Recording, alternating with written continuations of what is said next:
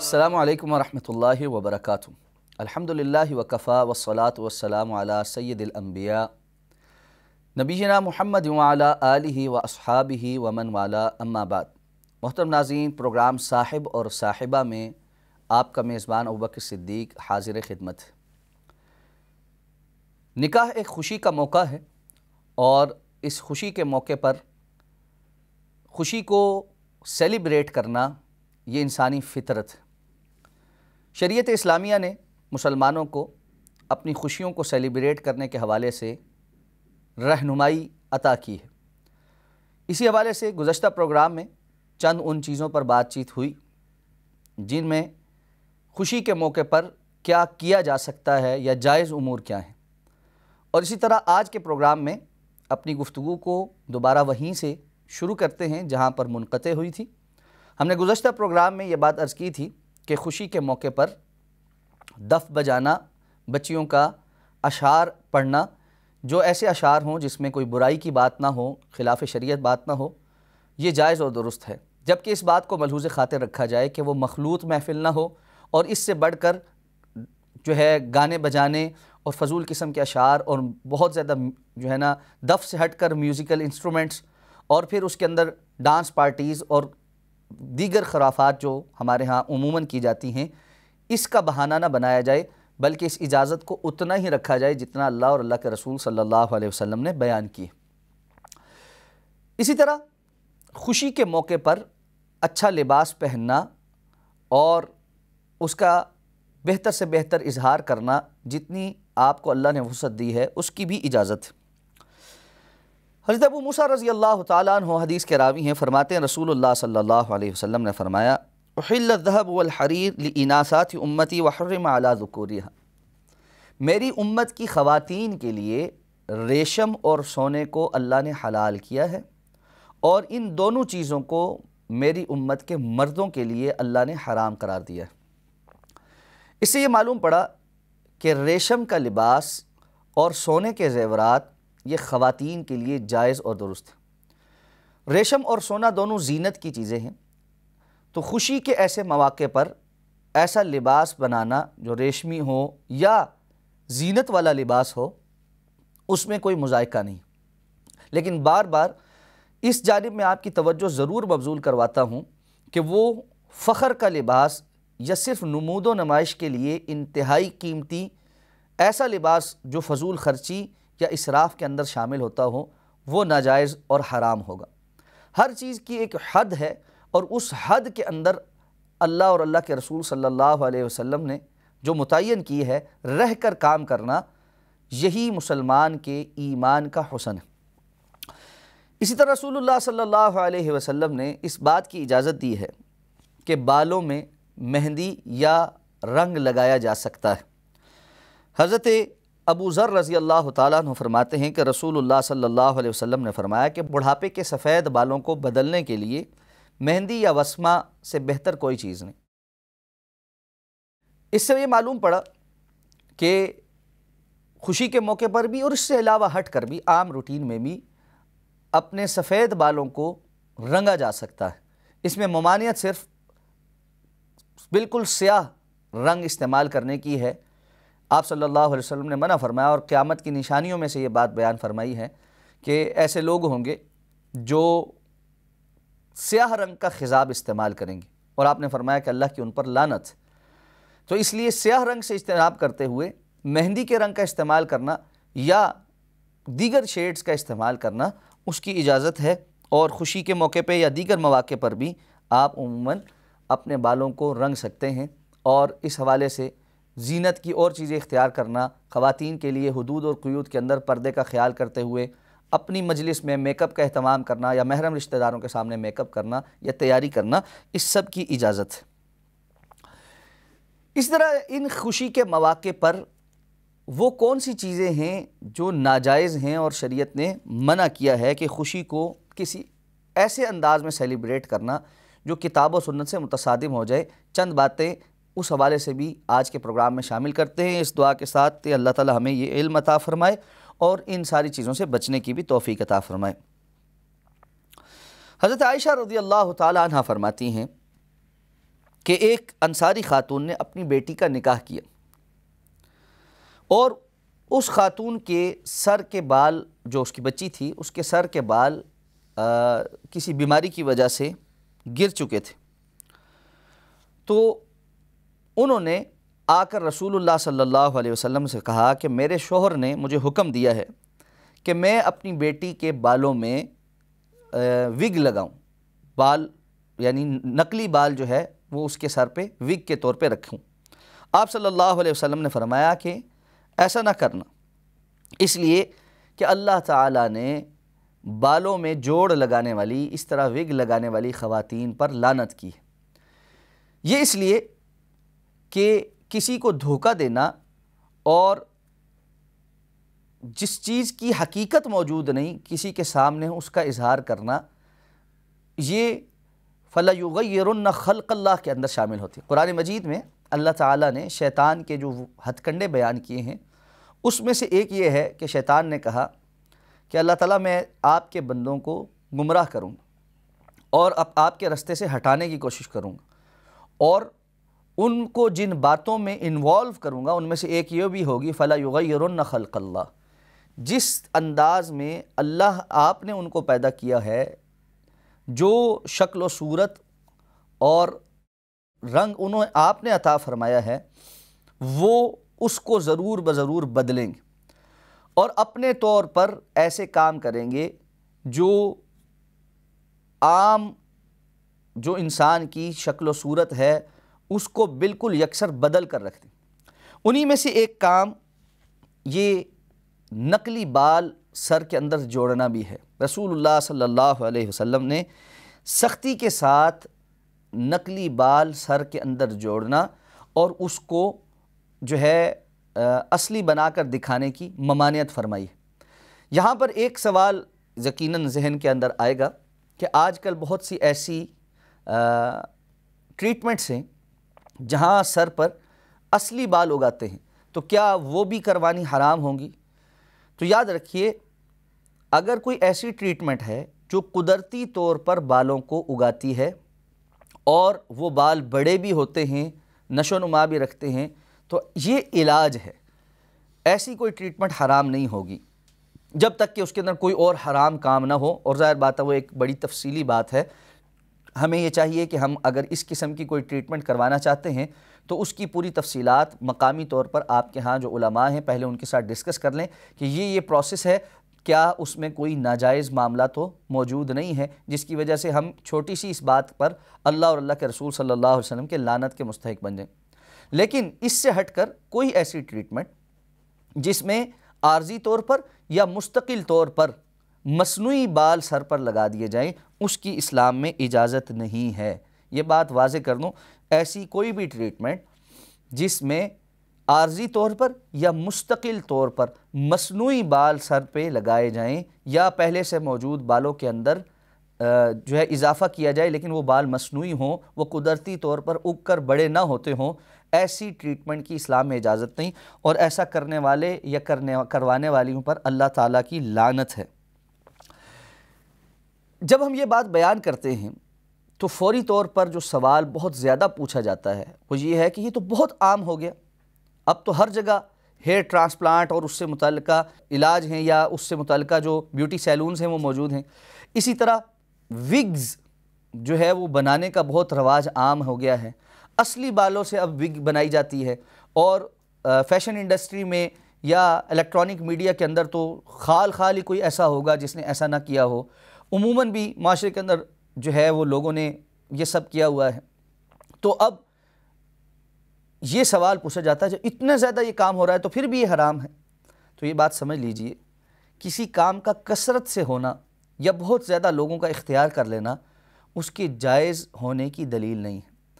کسی بھی کام کے جائز یا ناجائز ہونے کی دلیل اللہ اور اللہ کے رسول صلی اللہ علیہ وسلم کا فرمان ہے۔ اگر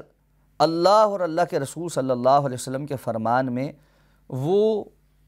کام ناجائز ہے، خاص ساری دنیا ہی اس کو اختیار کر لے تب بھی وہ ناجائز، اور اگر کسی بات کو اللہ اور اللہ کے رسول صلی اللہ علیہ وسلم نے جائز قرار دیا ہے، ساری دنیا ہی اس کو ناپسند کیوں نہ کرنے والی بن جائے تب بھی وہ کام جائز ہی رہے گا۔ اس لیے یہ چھوٹی چھوٹی چیزیں ہیں جنہیں ہمیں سمجھنا چاہیے اور اپنی زندگی کے اندر ان سے بچنا چاہیے، اس لیے کہ بسا اوقات ہم صرف اپنے لباس یا اس لباس کے اندر موجود کچھ چیزوں یا اپنے بالوں اور ان کے انداز اور اطوار اور اس کے استعمال اور اس کی متعلقہ جو ہمارے اٹھنے بیٹھنے کے انداز ہیں، ان سب کی وجہ سے مسلسل اللہ کی نافرمانی میں ہوتے ہیں۔ دیکھیں، یہ بڑی بدبختی کی علامت ہے، بہت گھاٹے کا سودا ہے کہ میں اور آپ بیٹھے ہوئے ہیں، سو رہے ہیں یا کہیں چل پھر رہے ہیں، لیکن مسلسل اللہ تعالیٰ کی نافرمانی کا کام کر رہے ہیں،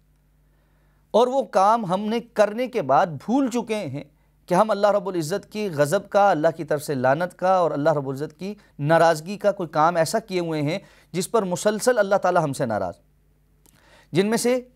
یہ کام سر فہرست ہے۔ بالوں کے اندر بال جوڑنا، آئی بروز کی پلکنگ کروانا، پردے کے احکامات کا خیال نہ کرنا، مردوں کے لیے سونا پہننا، ریشم کا لباس پہننا، ایسا لباس پہننا جو بہت چست ہو، یہ ساری وہ چیزیں ہیں جو ہم نے کر لی اور اس کے بعد ہم بھول گئے کہ ہم ایسا کیے ہوئے ہیں، لیکن مسلسل یہ سارے کے سارے معاملات اللہ تعالیٰ کی نافرمانی کا ذریعہ بن رہے ہیں، اور آپ غیر دانستہ طور پر اللہ تعالیٰ کو ناراض کر کے مسلسل اللہ تعالیٰ کی رحمت سے اپنے آپ کو دور کیے ہوئے ہیں۔ تو ایسے تمام معاملات سے ضرور بچیے جو انسان کو پورا دن اللہ تعالیٰ کی نافرمانی میں لے کر چل رہے ہوں۔ خوشی اور مسرت کے موقع پر کون سے امور ناجائز ہیں؟ وقفے سے قبل ہماری گفتگو اس موضوع پر جاری تھی۔ بہت سے لوگ، مرد حضرات، شادی بیاہ کی تقریبات میں سونے کے زیورات پہنے ہوئے نظر آتے ہیں۔ خواتین تو یقیناً سونے کے زیورات استعمال کر سکتی ہیں، لیکن مردوں کے لیے سونے کے زیور استعمال کرنا یہ ناجائز ہے۔ حضرت عبداللہ ابن عباس رضی اللہ عنہما فرماتے ہیں کہ رسول اللہ صلی اللہ علیہ وسلم نے ایک صحابی کو سونے کی انگوٹھی پہنے ہوئے دیکھا، تو آپ صلی اللہ علیہ وسلم نے وہ انگوٹھی ان کے ہاتھ سے اتار دی اور دور پھینک دی، اور پھر فرمایا، تم میں سے کوئی شخص آگ کے انگارے ہاتھ میں لینا چاہتا ہے تو وہ سونے کی انگوٹھی پہن لیتا ہے۔ یہ حدیث مبارکہ اس بات کو واضح کرتی ہے کہ اگر کسی شخص نے سونے کا کوئی بھی زیور پہن رکھا ہے تو یہ گویا ایسے ہی ہے کہ اس نے اپنے ہاتھ میں یا اپنے گلے میں اگر اس نے سونے کی کوئی چینز پہن رکھی ہیں تو آگ کا انگارہ پہنا ہوا، اور جہنم کی آگ دنیا کی آگ سے کہیں زیادہ تکلیف دہ ہے۔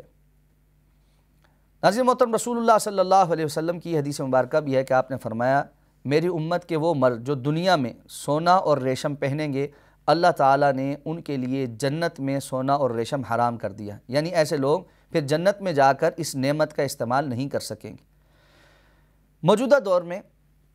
چند باتیں جو نمود و نمائش کے لیے بہت زیادہ اختیار کی جا رہی ہیں، اس میں لڑکی والوں کے لیے طرف سے لڑکے کو یا اس کے گھرانے کے مردوں کو سونے کی انگوٹھیاں یا چینیں تحفے میں دینا ہے، اور اسی طرح اپنے مال کے اظہار کے لیے، اپنی امارت کے اظہار کے لیے مردوں کا سونے کی انگوٹھی پہننا، سونے کی گھڑی پہننا، سونے کی چینز پہننا، اور اب تو بہت موٹی موٹی چینز پہن کر گارڈ کے ساتھ گھومنا، اس سب کو ایک قابل فخر چیز سمجھا جاتا ہے۔ اللہ کے رسول صلی اللہ علیہ وسلم نے سختی کے ساتھ اس بات سے منع فرمایا۔ رسول اللہ صلی اللہ علیہ وسلم نے جب اس صحابی کی انگوٹھی اتار کر ایک طرف پھینک دی اور کہا کہ یہ سونے کی جو انگوٹھی تم نے پہن رکھی ہے در حقیقت آگ کا انگارہ ہے، تو ان صحابی نے اس انگوٹھی کو جا کر اٹھایا نہیں۔ ایک اور صحابی نے ان کو مشورہ دیا کہ یہ آپ کے لیے حرام ہے، اٹھا لیں، قیمتی چیز ہے، جا کر گھر میں کسی خاتون کو دے دیں یا بیچ دیں اور اس کے پیسوں سے فائدہ اٹھائیں۔ انہوں نے کہا، جس چیز کو اللہ کے رسول نے میرے ہاتھ میں پسند نہیں کیا اور اتار کر دور پھینک دیا، میں اس کو اٹھا کر اس سے کوئی اور فائدہ لینا بھی اپنے لیے پسند نہیں کرتا۔ تو یہ تو صحابہ کرام تھے رضوان اللہ تعالی علیہم اجمعین، جو جب رسول اللہ صلی اللہ علیہ وسلم کا فرمان آ جاتا تھا تو جس چیز کو اللہ کے رسول نے ان کے لیے پسند نہیں کیا، اس حد تک اس سے دور ہو جاتے تھے کہ بسا اوقات اس کا جو جائز فائدہ ہوتا تھا اس کو بھی چھوڑ دیتے تھے۔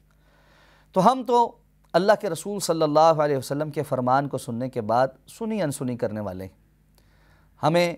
یہ بات بتائی جاتی ہے کہ اللہ کے رسول صلی اللہ علیہ وسلم نے مردوں کو سونا پہننے سے منع فرمایا، یہ حرام ہے، یہ آگ کا انگارہ ہے، تو ہم سنی انسنی کر دیتے ہیں، اور اس کے باوجود ہم اس بات کے دعوے دار ہیں کہ ہم اللہ کے رسول صلی اللہ علیہ وسلم کے عاشق صادق ہیں، ہم آپ سے محبت رکھنے والے ہیں، آپ کے نام پر مر مٹنے والے ہیں۔ جب دنیا کے اندر کہیں پر رسول اللہ صلی اللہ علیہ وسلم کی شان میں گستاخی کی جائے تو ہم گلے پھاڑ پھاڑ کر نعرے لگاتے ہیں، ہم اپنے ہی املاک کو نقصان پہنچاتے ہیں، ہم اپنے ہی بہن بھائیوں کو تکلیف میں مبتلا کرتے ہیں، ہم رستے بھی بلاک کرتے ہیں، ہم بہت سارا کچھ کرتے ہیں، لیکن ہم اپنی خواہشات نفس کو اللہ کے رسول صلی اللہ علیہ وسلم کے فرمان کے مطابق کرنے کے لیے تیار نہیں۔ ہم اپنے لباس کو، اپنے اٹھنے بیٹھنے کو اللہ کے رسول صلی اللہ علیہ وسلم کے فرمان کے مطابق کرنے کو تیار نہیں۔ ہم اپنی غمی اور خوشی کو اسلام کے بتائے ہوئے طریقوں کے مطابق منانے کو تیار نہیں۔ بہت سارے لوگ اس حوالے سے یہ بات کہتے نظر آتے ہیں کہ یہ چھوٹی چھوٹی چیزیں ہیں، معمولی سی بات ہے، لباس ہی تو آپ اتنی سختی کیوں کر رہے ہیں؟ یا بار بار علماء اور مولوی حضرات اس پر بہت سختی کرتے نظر آتے ہیں کہ بس لباس پر خیال کرو، یہ کرو، ظاہر ہی ہے، انسان کا باطن اچھا ہونا چاہیے، اس کا اندر ٹھیک ہونا چاہیے، ظاہر میں کوئی اتنی سختی نہیں ہے۔ پتہ نہیں ہم یہ معیار کیسے بنا لیتے ہیں، اور ہمیں کس نے یہ اجازت دی ہے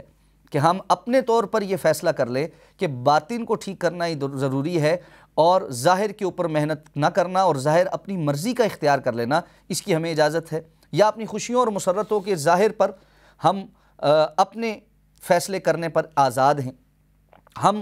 ان سارے معاملات کے اندر اللہ اور اللہ کے رسول کے فرامین کے تابع ہی ہیں۔ ہم شریعت کے دائرے سے باہر جانے کے کبھی بھی مجاز نہیں رہے۔ ہمیں اپنا باطن بھی درست کرنا ہے اور اپنا ظاہر بھی درست کرنا ہے۔ اس کی ایک چھوٹی سی مثال آپ کے سامنے رکھ دیتا ہوں کہ کوئی شخص اگر آرمی میں انڈکشن ہو جائے اس کی، اور ISSB وہ پاس کر لے، اور اس کے بعد وہ ہماری پاکستان آرمی کے قابل فخر ادارے کاکول اکیڈمی پہنچ جائے، اور وہاں پر پہنچ کر وہ اس بات سے انکاری ہو جائے کہ میں تو یونیفارم نہیں پہنوں گا، یونیفارم میں کیا ہے، تو صرف ایک لباس ہی ہے، میں اپنے بالوں کا جو سٹائل ہے وہ اپنی مرضی کا رکھوں گا، کیا ہے وہ تو ایک بالوں کا سٹائل ہی ہے، باقی میں ٹریننگز پوری کروں گا، میں ایکسرسائزز پوری کروں گا، مجھے جو ٹاسک دیے جائیں گے وہ میں پورے کروں گا، لیکن لباس، یونیفارم، ظاہری حلیہ، شکل و صورت، اس معاملات کے اندر میں کسی ڈسپلن کا پابند نہیں ہوں، یہ میری مرضی ہے، اور اس کا میری ٹریننگ سے کیا تعلق ہے؟ میں اپنی تمام تر جسمانی صلاحیتوں کے ساتھ اور ٹریننگ کی تمام تر امور کو سر انجام دوں گا، لیکن یونیفارم نہیں پہنوں گا۔ ایسے کسی شخص کو بھی وہاں اس اکیڈمی میں قبول نہیں کیا جائے گا۔ آرم فورسز کے مختلف یونیفارمز ہیں، بری فوج کا علیحدہ ہے، بحری فوج کا علیحدہ ہے، فضائی کا علیحدہ ہے، رینجرز کا علیحدہ ہے، پولیس کا علیحدہ ہے۔ ہر ایک کا لباس ایک شناخت ہے، یہ لباس ایک ڈسپلن کو ظاہر کرتا ہے، اور یہ ڈسپلن ہمیں یہ بتا دیتا ہے کہ فلاں شخص کی کیا پہچان ہے۔ اسی طرح اس کے جو سٹارز ہیں وہ اس کے رینک کو ظاہر کرتے ہیں، اور کسی اور کو اس بات کی اجازت نہیں ہوتی کہ اگر اس کو کوئی رینک نہیں ملا ہوا تب بھی وہ کسی اوپر والے رینک کے سٹارز اور اس کی علامات کو استعمال کرے۔ یہ سارے قاعدے اور قانون ہمیں سمجھ آتے ہیں، ہم ان کی پاسداری بھی کرتے ہیں،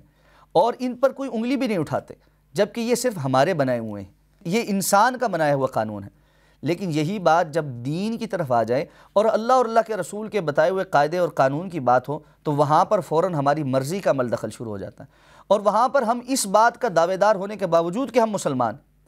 ہم تسلیم کر چکے ہوتے ہیں کہ ہم مسلمان ہیں، اور ہم جس طرح کوئی شخص کسی ادارے کے اندر انڈکشن کو قبول کر چکا ہوتا ہے تو وہ اس کے اصول اور قواعد کا پابند ہوتا ہے، اگر تو وہ اس بات سے انکاری ہو جائے کہ ٹھیک ہے مجھے اس اکیڈمی میں ہی نہیں رہنا، مجھے اپنی مرضی کرنی ہے، اور میں ٹھیک ہے پھر آرمی کو جوائن ہی نہیں کروں گا، تو بات ایک علیحدہ ہو جاتی ہے۔ اسی طرح اگر کوئی شخص اس بات کا اظہار کرے کہ میں مسلمان ہی نہیں، تو پھر تو بات ختم ہو چکی ہے، اور وہ کسی بھی طرف جا سکتا ہے اور کوئی بھی مرضی اختیار کر سکتا ہے۔ لیکن جب وہ لا الہ الا اللہ محمد الرسول اللہ کی اقراری بھی ہو، مسلمان ہونے کو مانتا بھی ہو، اور اس کے باوجود جو ڈسپلن اللہ اور اللہ کے رسول نے دیا ہے اس کو ماننے کو تیار نہ ہو، تو وہاں پر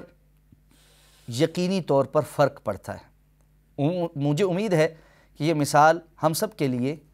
آنکھیں کھولنے کے لیے کافی ہوگی۔ ہم ایک ڈسپلن کے پابند ہیں، جو ڈسپلن اللہ اور اللہ کے رسول کا عطا کیا ہوا ہے، یہ میرا نہیں، آپ کا نہیں، ہم میں سے کسی کے آباء و اجداد کا نہیں ہے، یہ کسی کی میں اور